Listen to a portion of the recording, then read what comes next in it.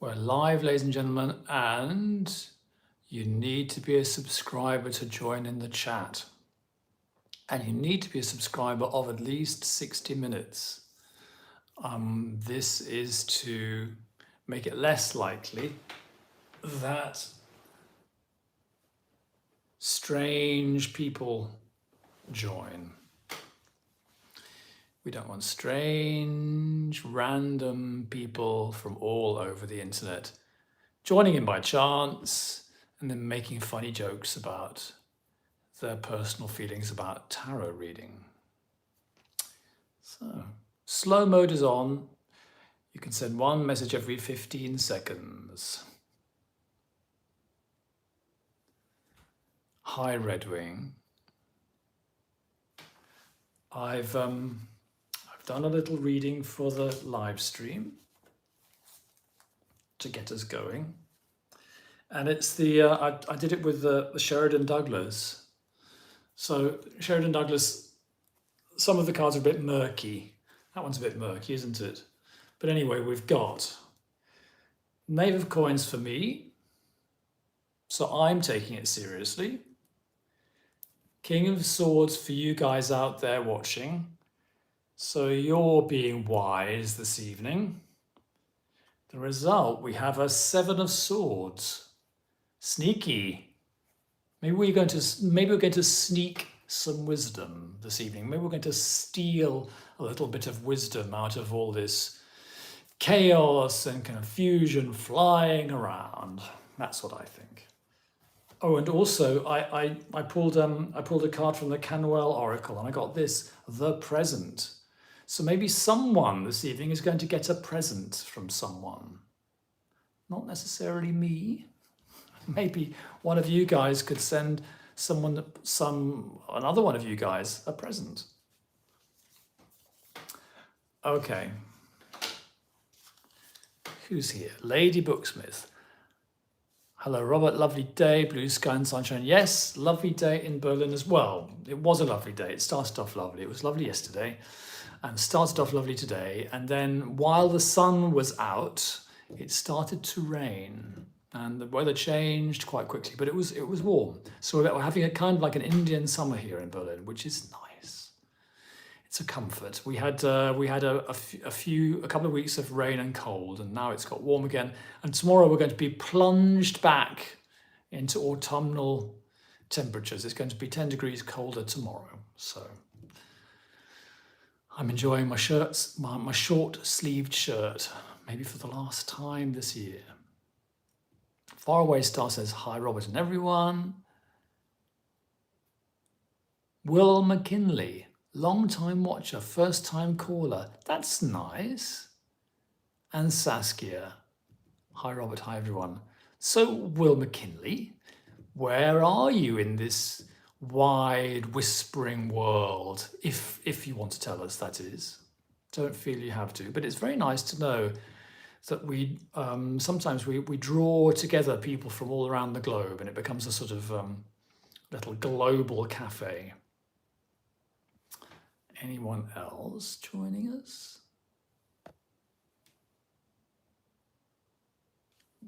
Will says, I'm in the US, in one of the worst states. Haha. Oh, I'm sure there's no such thing as a bad state in the USA.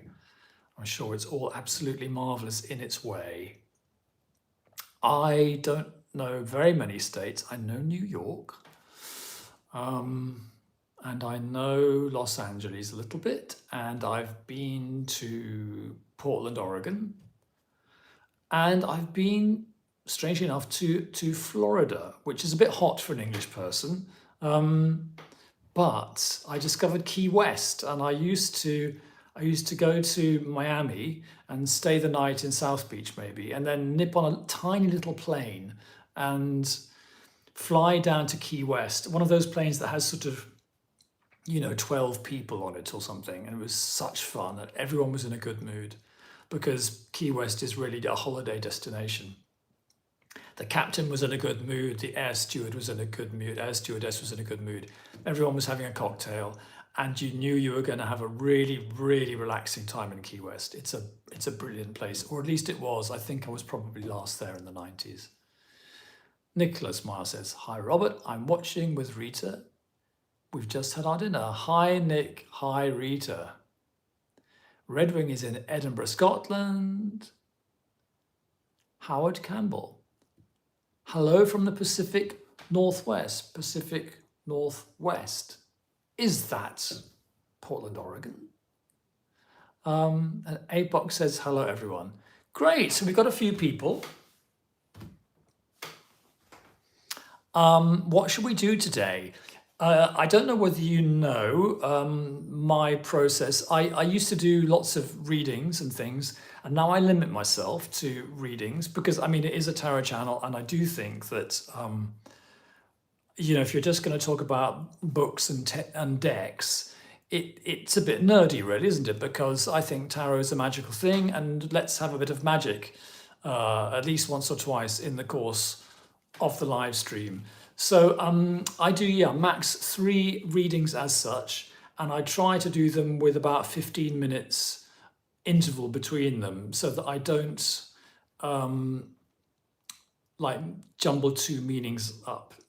jumble the meanings of 2 readings up, so there's some separation. So if anyone would like a reading, tell me and I'll jot it down, and then it'll be like you kind of like you book a reading, really, and it's free. It's not always free. Some people have to pay to get a reading, but it's free to you because you've joined the live stream. Who else do we have?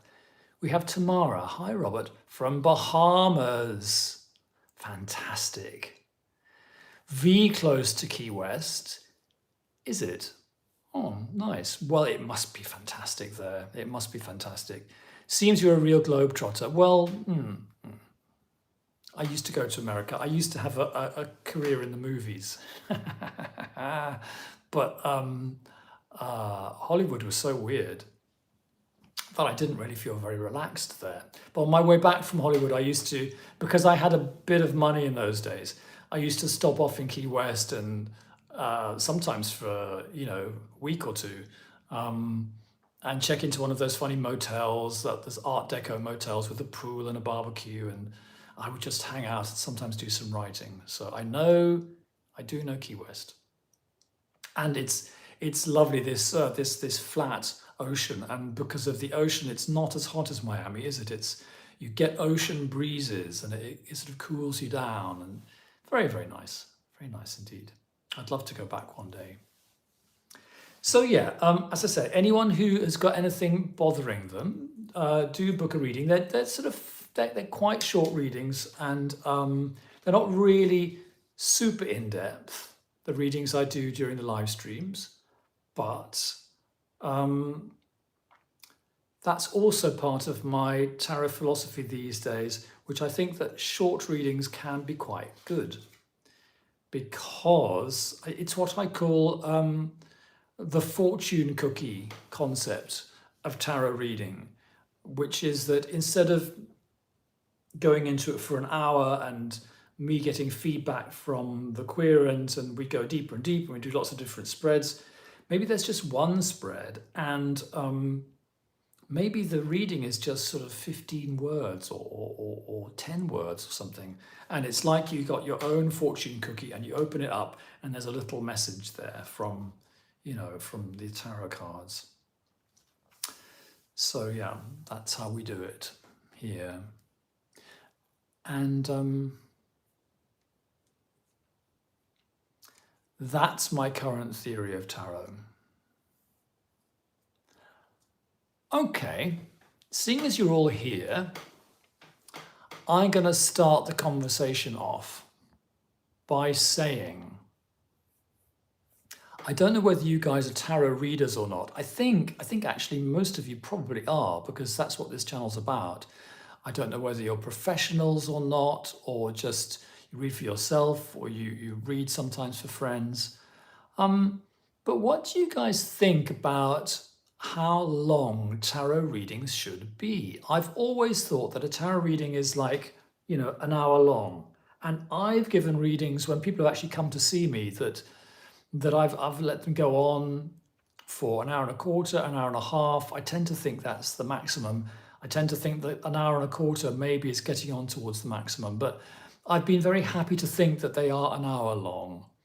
And as I've gone on, I've come to think that they don't need to be long. And as I say, they could be very, very short and sweet, and kind of almost like a little pronouncement from the Delphic Oracle.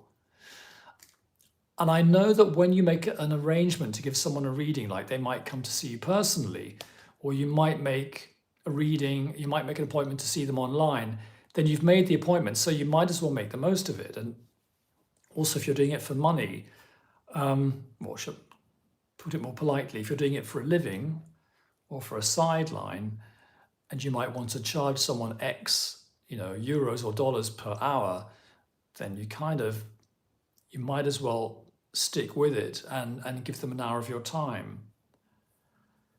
But I'd love to hear you guys' opinion on this. I mean, Nick and I went to a spiritualist church in London a few months back, and I found that was really interesting because there was this channeler, and he was getting messages for members of the audience, and I got a message, and it was great. And I think the service itself was about an hour, and I think he must have done I can't remember, Nick. Did he do 15 readings or something, or 10? But it seemed like the readings, they were very, very exciting and very concentrated and very juicy, because he was getting messages through from loved ones and things. But it seemed that they were probably 3, 4, 5 minutes each, I think. And they were very, as I say, they were juicy. They had information in them that you could take home and sort of chew over. And it was all quite exciting. So after that, I began to think that maybe tarot readings should be shorter, or could be shorter. And I haven't worked out how that could go with a professional practice. How you could, to put it bluntly, how you could sell 5-minute readings. But I sometimes think that you should go for where the energy is and then worry about the money later. Okay, what does Will say?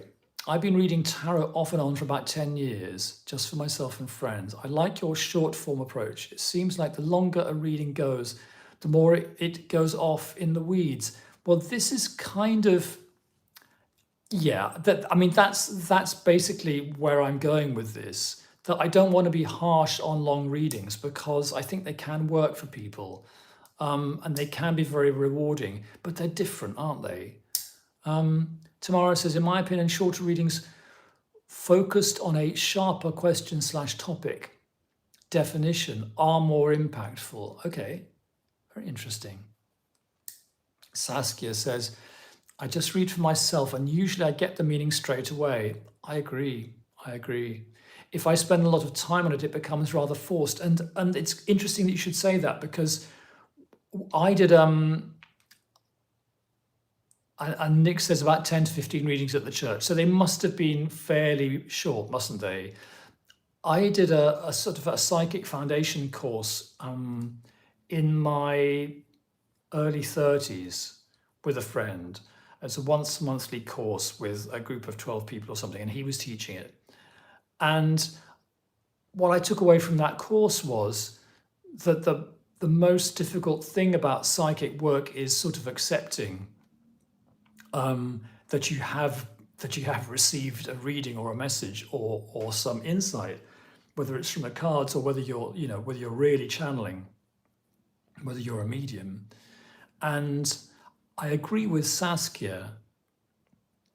Saskia says, if I spend a lot of time on it, it becomes rather forced. I usually get the meaning straight away. And I think that these insights that come quickly are often what needs to be said and what needs to be channeled. And it might be then that we second guess ourselves and we try to make it sound logical, or it might be that we're embarrassed by the thoughts that have come into our head, which I think is a very real issue with readings.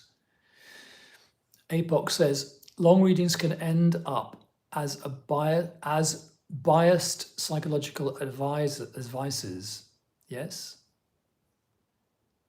Yes, I think long readings do go into that kind of psychological therapy sort of direction, and some people like it. And well, okay, to be frank, I have one client who is quite regular and comes back regularly, throughout the year, 2 or 3 times a year, for one of these long readings. And we kind of interact with each other. And I think it's very helpful. And it seems to be what he needs. And it is quite psychological. And it is a little bit like a sort of an interactive therapy session. And I think that's one way it can go. I don't really want to knock it. But I am interested in the short, concise way.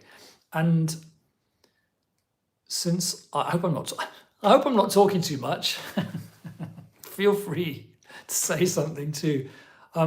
Since I started this channel at the beginning of the pandemic, I've done quite a lot of reading. I've been reading tarot cards, since I was a teenager, but I've done quite a lot of reading in books about tarot and what people think of it.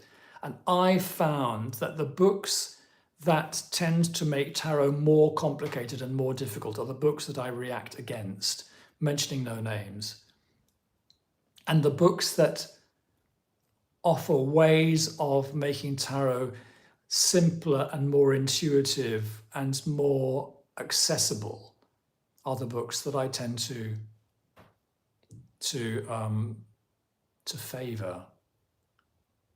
The books that make it vivid and sort of easy and natural. If you like, we could bitch about some of the books that I thought were too complicated. That would be fun. Anyway, how is everyone? Is everyone well? I think it's a good time of year for being well, isn't it? We've had a bit of sun in the Northern Hemisphere. Has anyone got a suntan? I might not look like I have, but actually by my standards I have. By my standards, this is a deep, glowing, radiant tan. Lady Booksmith says, I am well and happy. I'm pleased to hear it. Has anyone had a difficult time? Lady Booksmith, I try not to get tanned though, bad for the skin. Yes, you're probably right. I think it's a balance, Lady Booksmith, and I'll tell you why. Because in Germany, they're very good. They give you blood tests. I mean, maybe they do in England now, but when I lived in England, they never gave that. My GP never bothered to test my blood much. In Germany, it's like every couple of years or even more frequently, they'll take a blood sample, they'll send it to the lab and get a really good analysis. And I keep getting a result back that yes, I'm healthy, but my vitamin D is really crap. So I end up just taking vitamin D all through the year, including in the summer, even though, you're not really supposed to take vitamin D in the summer because you're meant to have a bit of sun. But with that in mind, I think for me, a little moderate sun, no burning, is probably not a bad idea. So this is, I'm joking obviously, but this is my level of suntan. In other words, not exactly very tanned. My arm is the most tanned bit of me.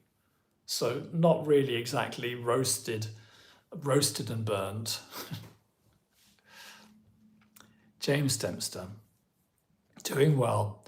Got a bit of the sun, even in North Scotland. But today it's definitely autumnal. And yes, I know Scotland. I've even been to the north. I've been to, my sister invited us all to a cottage on an island, and it was either the Shetland or the Hebrides, but it was lovely. It was I think it was in August, and it wasn't warm, even in August, but it was absolutely lovely. Lovely getting there. We went there in a tiny little plane.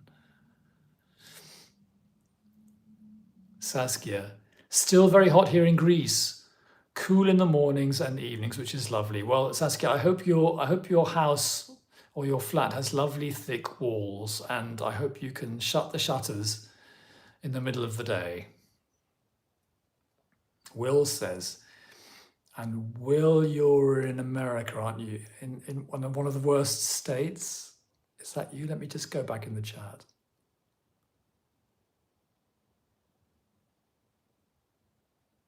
One of the worst states, okay. We daren't ask which one that is. The end of this summer has been tough for me. Sorry to hear it, but I'm plugging away through it. Good. Pleased to hear that. Good luck.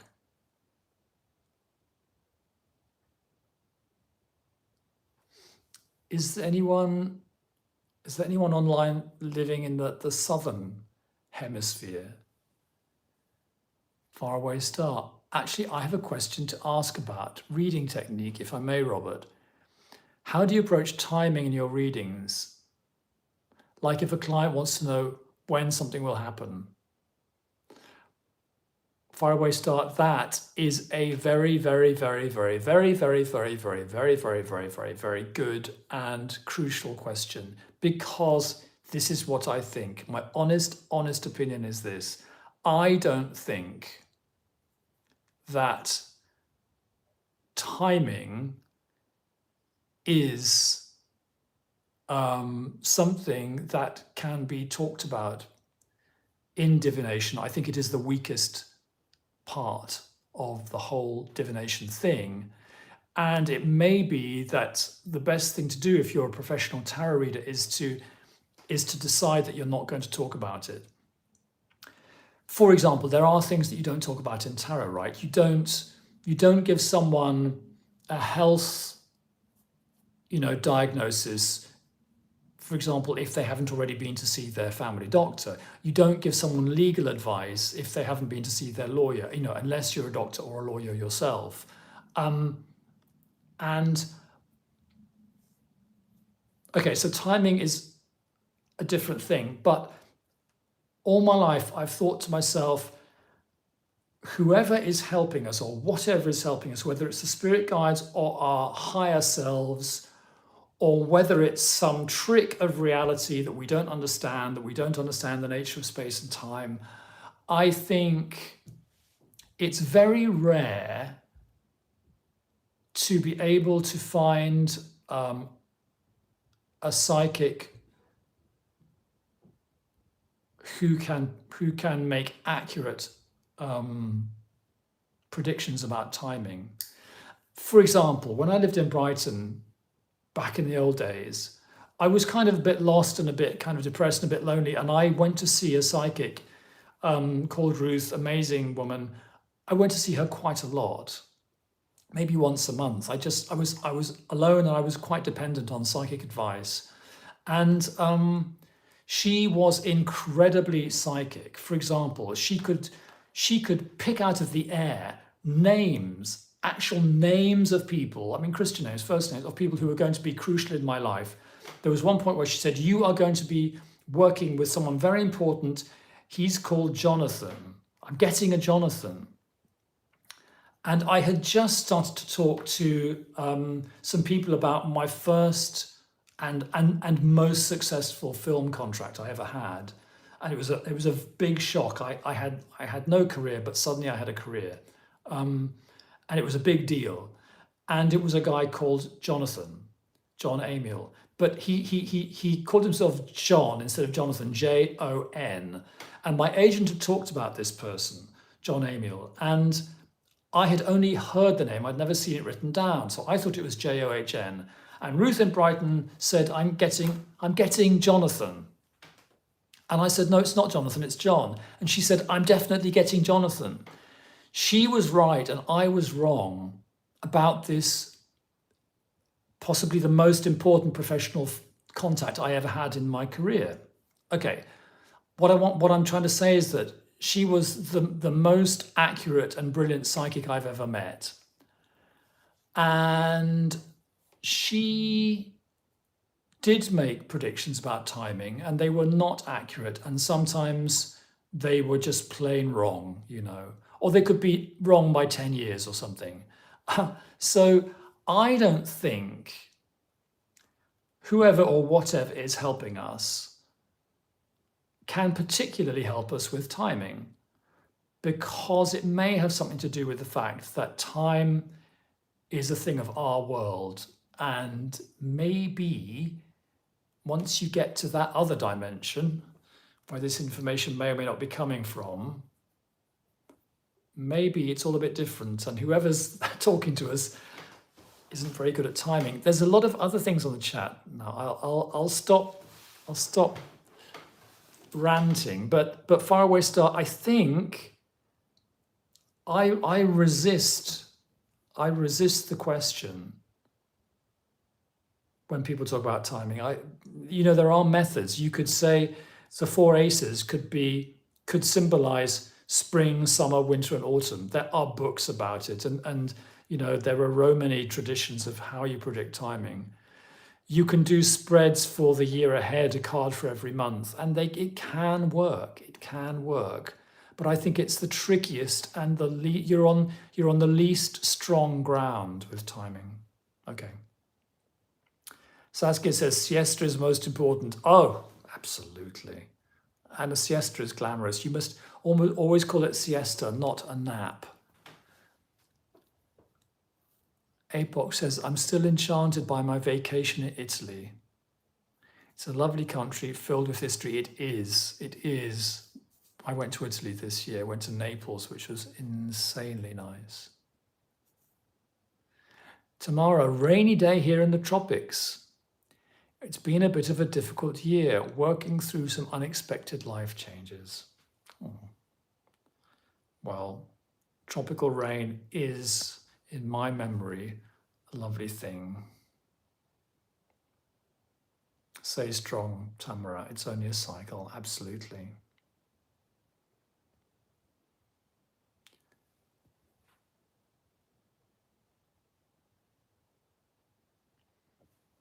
But Faraway Star, we can talk some more about timing if you like. I find it a very interesting topic. There was a time when I was doing live streams through a page on Facebook. It wasn't my page, it was a sort of a tarot club page. And so the audience was much bigger than it is for these live streams. The audience would have been, I don't know, hundreds, and from all over the world, because it was kind of like, because it was a page, it had built up its audience independent of me, but you were allowed to, you had to sort of like take your driving test and register with them, and then you could offer live streams through this page. And there were a lot of people from all over the world asking questions like, will I get pregnant this year? Or will I get married this year? And I got to the stage where I said, I'm not taking that question.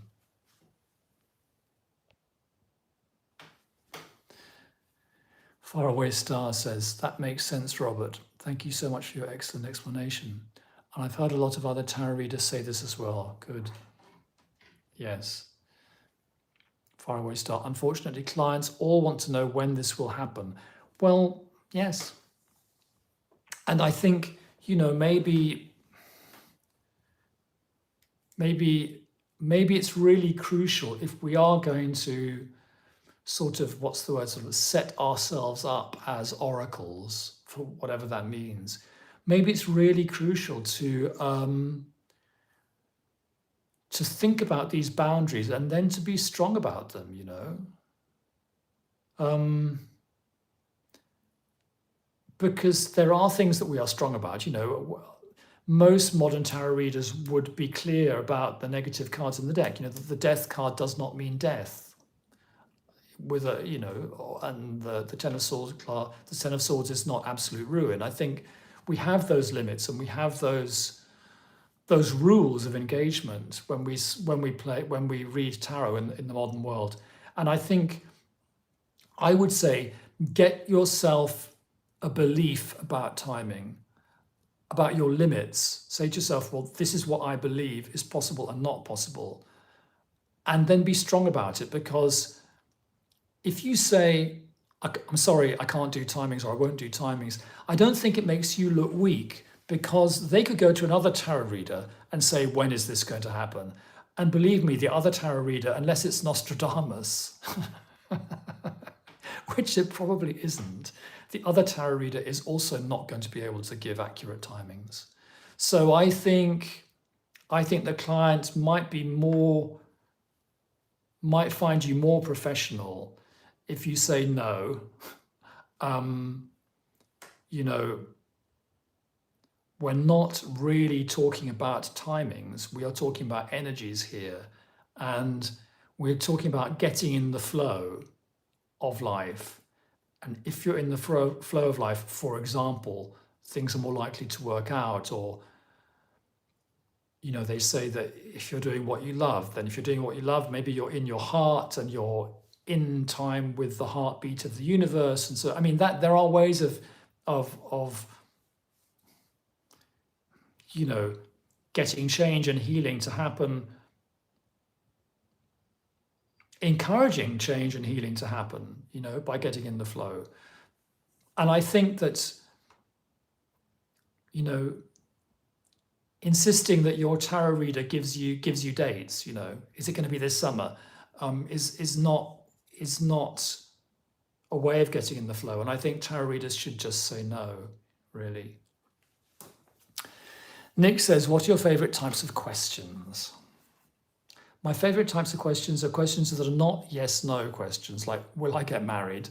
Or will I get pregnant? Or will it all be okay? My favorite types of questions are open-ended. And also my favorite types of questions are questions which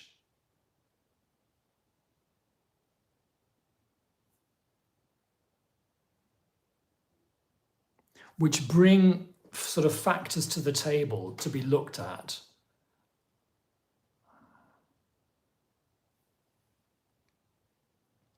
Like there's a situation in my life, and there's, maybe you tell the tarot reader a couple of factors involved, and how are these factors likely to pan out, and what can I do to help it? And my favorite type of clients are the ones that are not too fixed. I think by the time someone goes to a tarot reader, they probably are quite fixed on wanting to know about something, topics to investigate.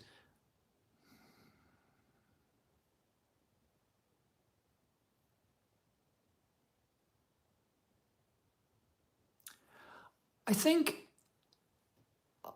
it is quite interesting to do readings about relationships, but the person on the other end has to be very open about it, and probably not ideal to do them in public. We do sometimes do them in public during these live streams, don't we? But it can be a bit personal.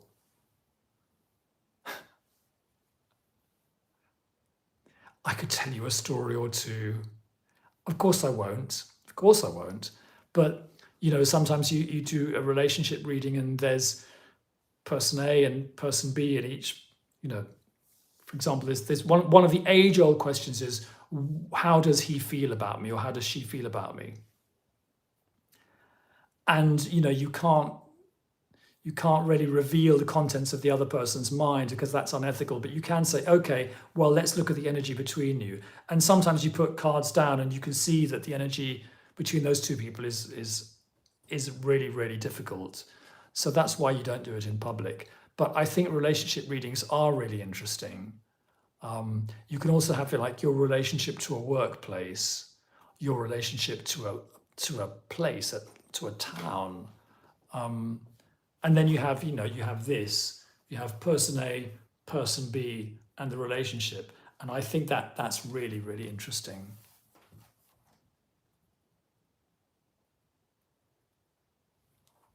Okay, James says,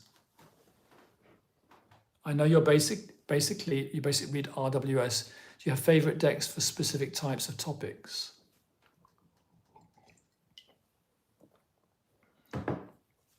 Not really. I have a sort of like a default deck, which is this Centennial RWS, and it sort of depends on. I think it sort of depends on my level of stress, because if I'm stressed, I'll use this one because the symbolism is sort of like, in a sense, all there, crystal clear for the eye to see. And you can think it's not necessarily to everyone's taste, and it may not be to my taste all the time, Pamela Common-Smith's art style, but as far as I'm concerned, she's a kind of tarot prophet, and the way she organized the meanings and the images in the pip cards and the court cards is good enough for me. It's my system. It's the language I use. And I mean, I sort of have two default decks, and then I have the Aquarian, because that was my first deck. I had it when I was 19, I think. And I have this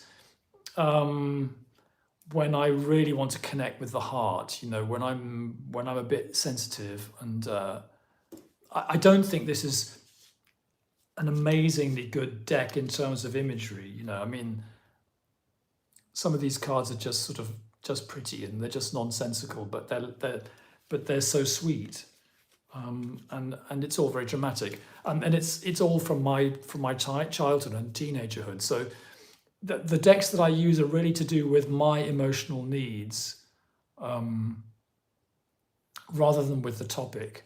There's a deck called the Golden Art Deco deck. It comes out. It's a Julian Massalia deck, and it comes out via, I think, it might be Lo Scarabeo, because she's Italian, or it might be US Game Systems. But I sometimes use that deck when I'm worried about money, because every card is like covered in gold. So it's kind of quite reassuring. And I'm a Leo, so for me, gold is the most reassuring thing I could possibly look at. But yeah, I've got a big collection of decks now, but it's surprising how few of them I regularly use. I mean, this is the Sheridan Douglas, and again, this is a late 70s sort of monstrosity. But then, frankly, I'm a late 70s monstrosity myself, so I feel quite sort of comforted by this, even though I do think it's kind of not amazingly always felicitous as a bit of graphic design. Some people think this is an incredibly ugly deck. I don't think it's incredibly ugly, but I think it's also not terribly chic.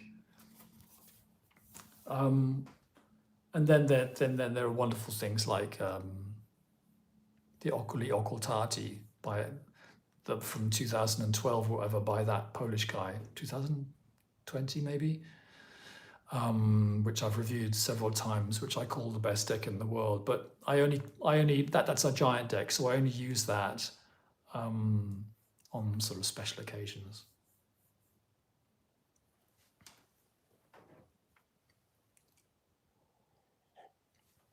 James, do you have decks for particular topics? Or does anybody here have decks for particular topics? Like one that's good for love. I mean, I think that the what's it called? The Morgan Greer is quite good for love readings, because it's so sort of plump and and sort of curvaceous, and it's quite sort of sexy, but in a relaxed and jolly and sort of unpretentious way. Larch is here. Hi, Robert. Sorry I'm late. I hope you're well. That's interesting to hear you choose the deck for your needs as a reader. Can I ask advice on my deck? Oh, yes, sure. We're here. We're up and running. Advice is the name of the game.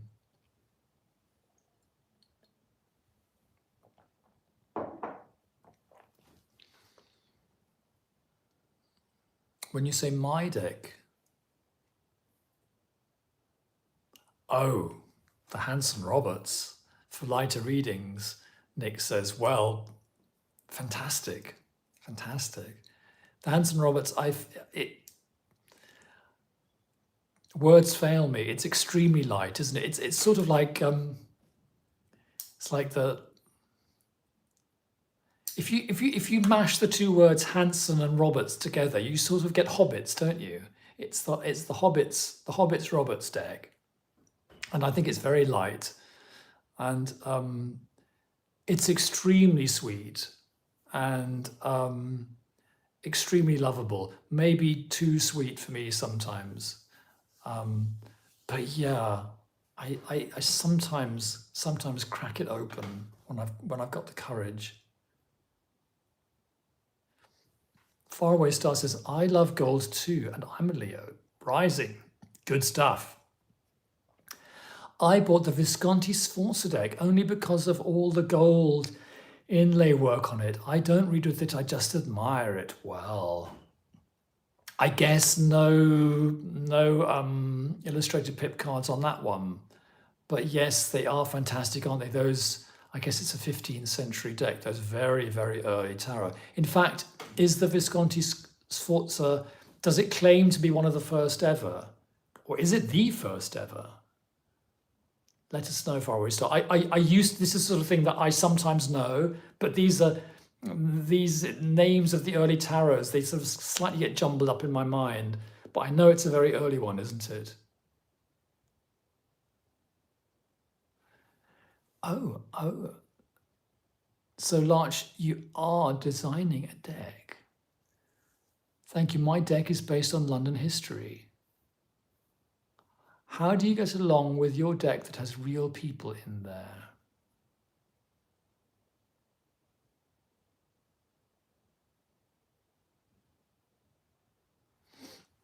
Larch, I'm not quite sure if I understand the phrasing of your question. But basically, as I understand it, you're saying you are designing a deck that has real historical characters in it. And how do I think this is going to work? Is that right? Or do I think that's a good idea? Or could you give me some examples? It sounds really interesting. I mean, there's a very, very gothic one, which my flatmate gave to me, maybe because it was too heavy for him. It's made by an American designer, and it was called something like Demons and Wizards and Magicians. And actually, it wasn't really wizards and magicians. It was all gothic, and it was sort of like bad people from history. It was a sort of horror deck, actually. And that was quite difficult to work with. Oh, Larch, I've seen you read with a deck with pop rock stars. Well, yes, that's a slightly different thing. The deck with pop rock stars is not a divination deck, really. It's just, I think it's a 52 card, bridge deck, I suppose you call it. I think it is, because I think David Bowie's the Joker. It's not a tarot deck. And so I read it as a sort of, if I'm doing, for example, a reading for a month ahead, I might take one of those cards and just use it in a completely intuitive way as an oracle deck, which it wasn't designed for, but then that's what one does, right? And so you might get David Bowie, and you'd think to yourself, well, what's a line from a David Bowie song? And you'd go, "Let's Dance" or something, and then you'd like push that into your reading.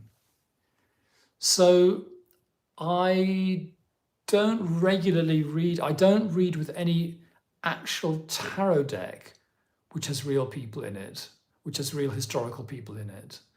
And I think, I guess your challenge would be to make those people really archetypal. But what you might be interested in is the deck by, it's called Dame Fortune's Wheel Tarot. And it's by Paul Hewson.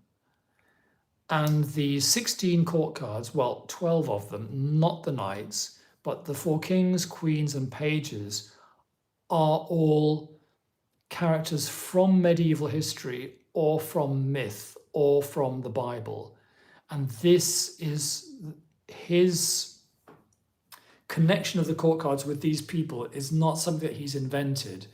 This is traditional. Like the King of Wands is traditionally associated with Julius Caesar. The Queen of Swords is traditionally associated with Pallas Athene. And that's really, really interesting.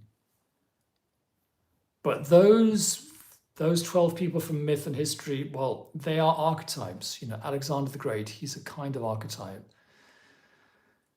But your deck sounds really, really interesting. And I'd love to hear more about it. James Dempster says, I read Deviant Moon 90% of the time because it's quite a positive deck.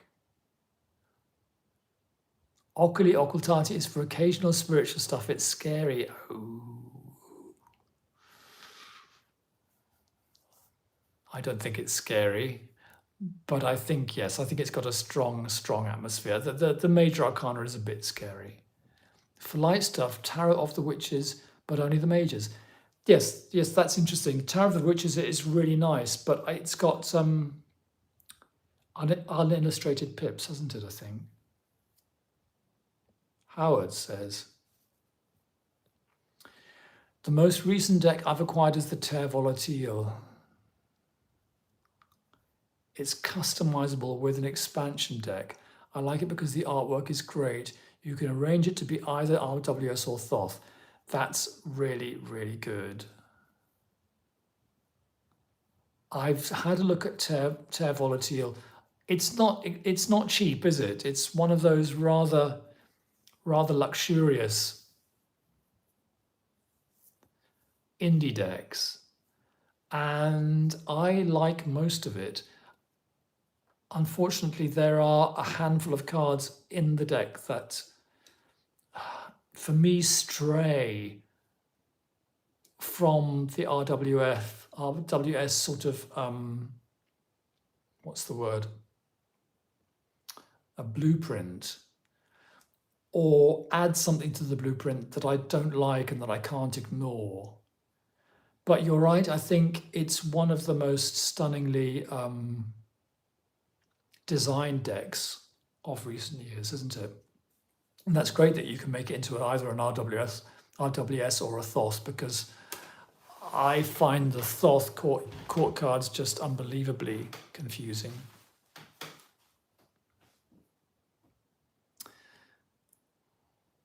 Larch says, I'll have a swizz at that. Yes, please do. The Dame Fortune Wheel Tarot is very, very unusual and very, well, the pip cards, some of them are very strange, and I certainly wouldn't read with them, but the court cards are absolutely a complete revelation. And actually what you can do is you can get the book without getting the deck. And the book's really nice. It's a separate, standalone book. It's not little and it's not white. It's sort of medium size and it's in color.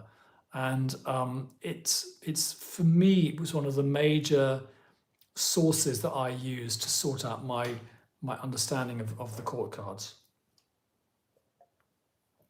I think Paul Houston is an amazing researcher, by the way.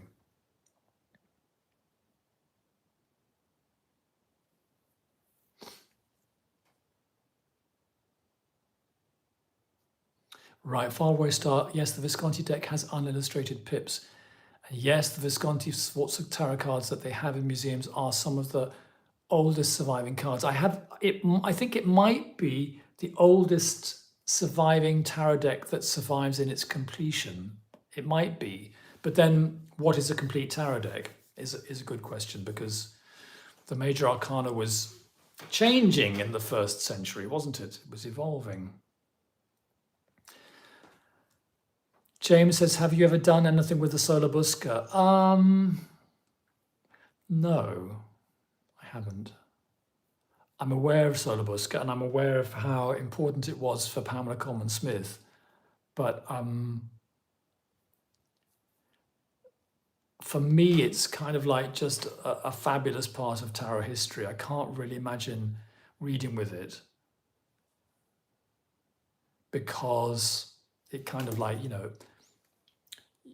you see that Pamela has kind of like pushed it.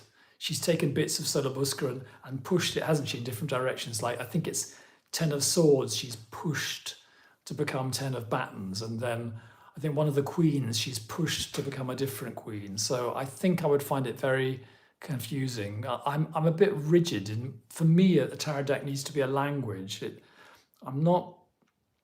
I am intuitive, but I like the basic deck to be the ABC that I'm familiar with. Nick says, will I be doing my antidepressive cards later? Yes, I will, and it's nearly time.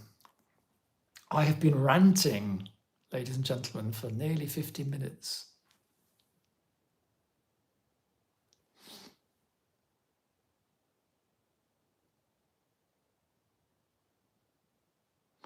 So Howard, I think Howard's talking about the terre volatile, I think.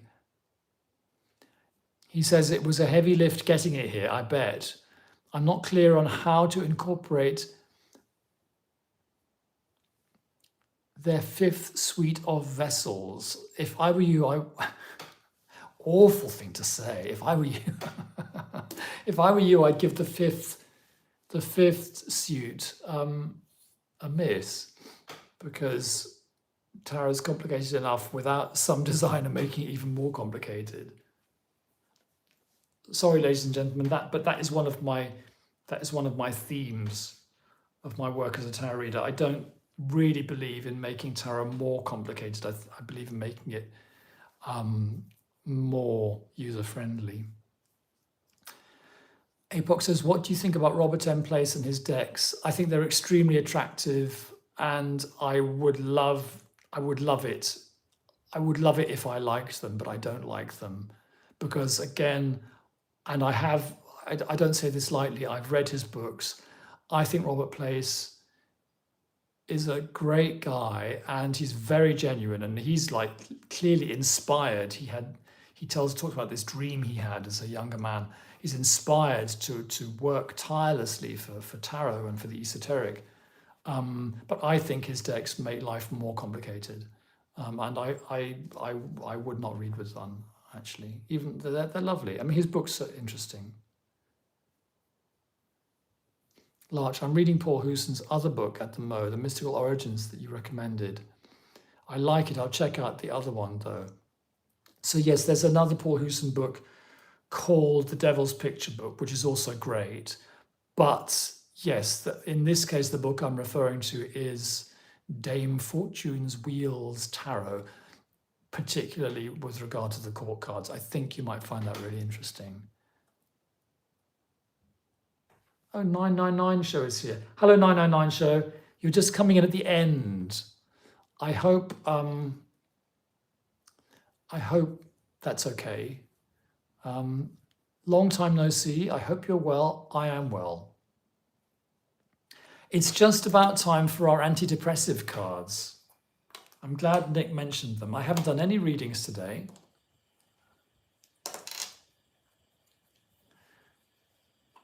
Johanna Van Winkle says, I feel the same way about Robert, places, decks and books.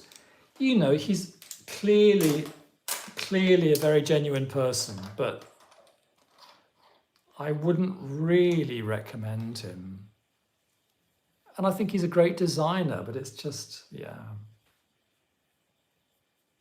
I've actually, I won't say anything more about Robert M. Place this evening. I've talked about him in my book reviews that I've done of his books. And as I say, bottom line is I think tarot is complicated enough without us making it more complicated. But guys, we're in the last 7 minutes. The 999 show is here. Very nice to see you. And I would love to give you guys some antidepressive cards if you want, because I haven't actually done any readings today. So I tell you what, here are my homemade antidepressive cards. Each one has a nice thing on it. It could be an adjective or it could be a noun. And they could be predictions, or they could be things to hold in your mind for the coming days and just to draw into your life. But they're really good. There's a message from 9. So guys, if you would like one of these, just give me a number between 1 and 10 and I'll draw one for you. 999 show. I'm struggling along in YouTube. I need to get a good toupee or different kind of hat. I've been inspired by yours. Well, yes. I was thinking about this, and certainly somebody once was on a live stream, I think, gave a very kind interpretation of my hair thing, which is that it's a thought explosion. So this is not really hair, is it? It's not even really pretending to be hair. It's a headdress, and it kind of suggests lateral thinking.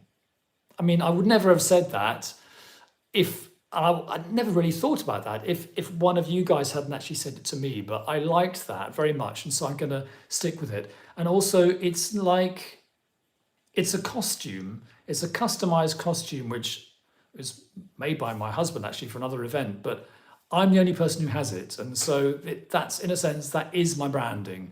And so 99 show, yes,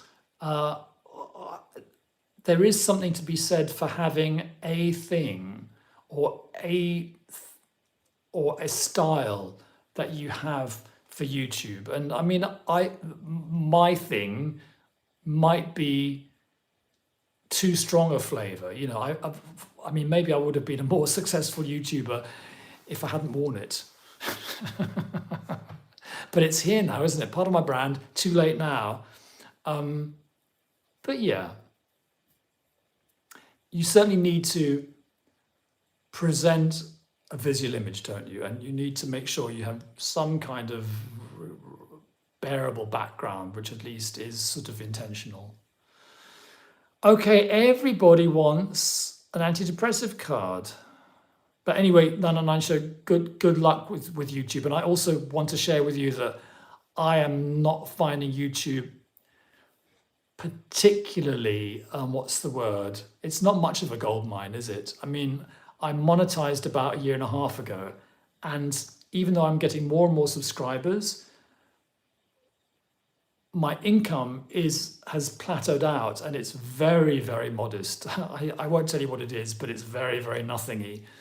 And I'm kind of hoping that something will happen, and I will suddenly have 10 times the watch hours, and my monetization will be multiplied by a factor of 10, but it isn't yet. And so I am just doing this because I believe in it. Okay. Nick says number 5. Okay.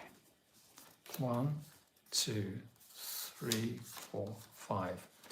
Nick, you get guided. Guided. Faraway star says 3. 1, 2, 3. Faraway star, spontaneous. Spontaneous. Larch, 7. 1, 2, 3, 4, 5, 6, 7. Larch, protected. There you go. Protected. Apox, 8. 1, 2, 3, 4, 5, 6, 7, 8. Inner child. Inner child for Apox. 909 show. Is it itchy? Not really, no. Not really. It's a bit precarious though. I wouldn't be able to run around the block in it. It might fall off. Johanna van Winkle, 3. 1, 2, 3. Clever. Clever for Johanna. Saskia, 5. 1, 2, 3, 4, 5. Imagination, Saskia. Imagination. Lady Booksmith. 1, 2, 3, 4, 5. Fit and healthy. Fit and healthy. 909 show says, I wear spam hat, but sometimes spam hat, I don't know what a spam hat is, but sometimes I throw on a 90 and 80 style glam band wig, but it is itchy. It sounds worth it, 909 show. Even if it's itchy, I would work that 80s glam band wig. Lady Booksmith, honestly, Robert, I thought your hair was real. I don't know what to say. I didn't think it looked real. But it is, I mean, I'll say this because it was made by my husband, and I'm a great fan of his skills as a kind of stylist. I think it is brilliant, this, because it's white fur fabric. It's kind of like a circle of white fur fabric with a bit of elastic in it, which sits at the back of my head. And you know, it's so malleable. You can make it look like, I mean, for me, the reference is Andy Warhol, because I kind of like Andy Warhol, and I think he's an interesting cultural reference point. And you can make yourself look like late Warhol, because in the late Warhol, in the portraits, the hair's going up like that, isn't it? So that's kind of what it's referenced to. Nick Miles sends a smiley. Howard Campbell says a 4. 1, 2, 3, 4. Successful for Howard Campbell. Larch says, thank you so much, Robert. Faraway Star says, thank you. Well, guys, it's a minute past 7 British summer time, even though I'm in Germany. So it's a minute past 8 for me. And it's time for my dinner. Thank you so much for joining me. It was lovely. Does anyone else want one of these? Going, going, gone. This is the last call. Saskia says, thank you, Robert. Great hanging out with you all. It's been great to hang out with you. I find these live streams very energizing, and gives me a warm glow. It's like a little cafe where we all sit. Unfortunately, it's only me talking. If I were more technically savvy, I would suggest another way of us meeting, and it may happen one day. But I need a new computer for that sort of malarkey. 999 show, I'm so glad that I caught you. I do like your cards. Good luck. Thank you, 999 show. By Larch. Thank you, Faraway Star. You're welcome, you're welcome, welcome. Thanks, Howard. Thanks, Redwing. Thanks, Nick. Thanks, APOC. Okay. Goodbye, goodbye, goodbye, goodbye, goodbye. See you at the end of October. And by the way, I will be announcing the next live way in advance, like 3 weeks or something before it happens. So keep on the lookout and check my wall for the upcoming live. Okay, because I'm going away for a couple of weeks, and where I am, I won't have my computer. So I'm going to announce it very early, okay? And it'll be for the end of October. Okay, bye. Thanks, everyone. Bye.